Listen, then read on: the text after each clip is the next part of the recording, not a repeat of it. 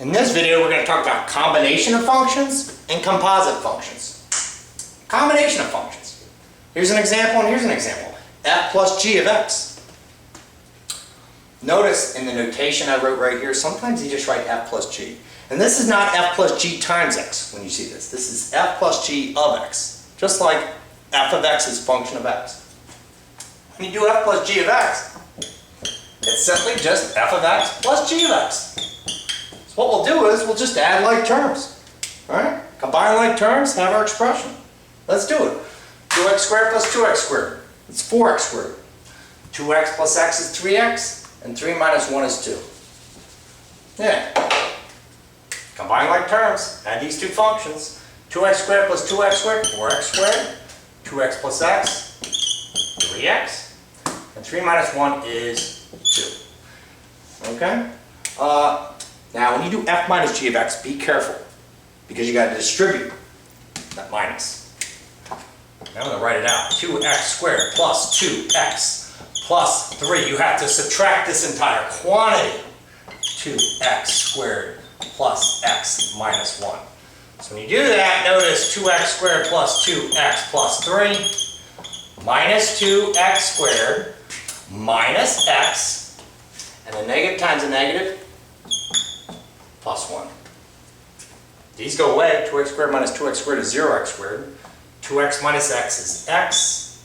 And 3 plus 1 is 4. So notice this expression, or this result, totally different from this one right here. Okay?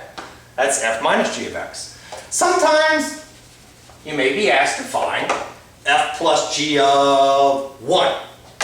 So if you're asked to find f plus g of 1, yeah, you just substitute a 1 in here. 4 times 1 squared plus 3 times 1 plus 2. You get 4 plus 3 plus 2, which is 9. Now let's do f times g of x. Yeah, another type of combination of function. F times g of x. All right, enough with these two functions here. Let's just make up 2 more examples. How about x plus 2 and x plus 3. So f times g of x, written like this, or sometimes it's just written f times g.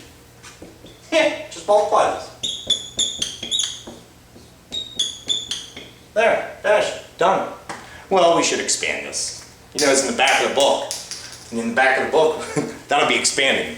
So when we multiply these, boil it out, get x squared plus 3x plus 2x plus 6, and you get x squared plus 5x plus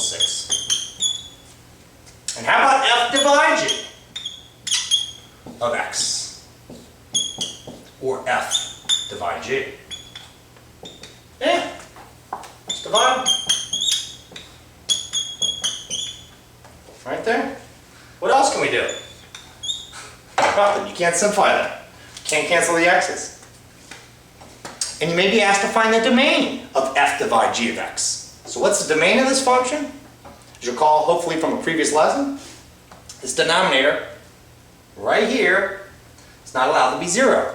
What x value makes this 0? X equal to negative 3. So this domain is all real values except for x equal to negative 3, which you can write in interval notation as negative infinity to negative 3 union negative 3 to infinity. We're basically saying all real values except for negative 3. And lastly, let's talk about composite functions. Composite functions. One function composed of another. Let's see. New example. How about f of x equal to x squared plus 5 and g of x equal to 2x minus 1. Here is a composite function. F composed of g of x, or f of g of x. That's how you read that. Sometimes they just write f of g. It looks like the word fog, but it's actually f of g of x, or f composed of the function g of x. My favorite way to write this is It's like this. F composed of g of x. That's my favorite notation when we're talking about composite function. This means this, all right? Because what you're going to do is you're just going to substitute all of g, all of it, in for that x right there. Yeah. There was x squared plus 5, right? The x gets removed and gets replaced with this entire quantity 2x minus 1. There's f of g of x, or f composed of g of x. It's like finding f of 4. Substitute a 4 in for x. We're finding f of g of x. So substitute all g of x in for x. And we should simplify this. We should expand it.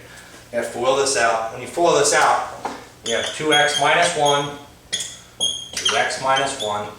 You get 4x squared minus 2x plus 1. But don't forget about that plus 5.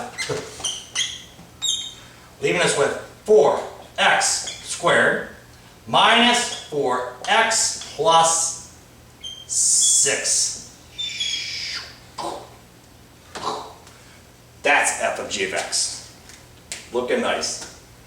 And what if you're asked to find f of g of 2? You know what to do. Like before. This is f of g of x. You're going to find f of g of 2. Substitute 2 in here. Get 4 times 2 squared minus 4 times 2 plus 6. 16 minus 8 plus 6. You got 8 plus 6, which is 14. So this is f of g of x. That's f of g of 2. There's another way to do this. And I encourage you to do it, because it allows you to check your work. We can use this right here. If you had to find f of g of 2, that means you had to find f of g of 2. What we'll do is, let's find g of 2 first. G of 2. 2 times 2 minus 1, which is 3. I'll replace g of 2 with a big old 3. Now find f of 3. Substitute a 3 in here. 3 squared plus 5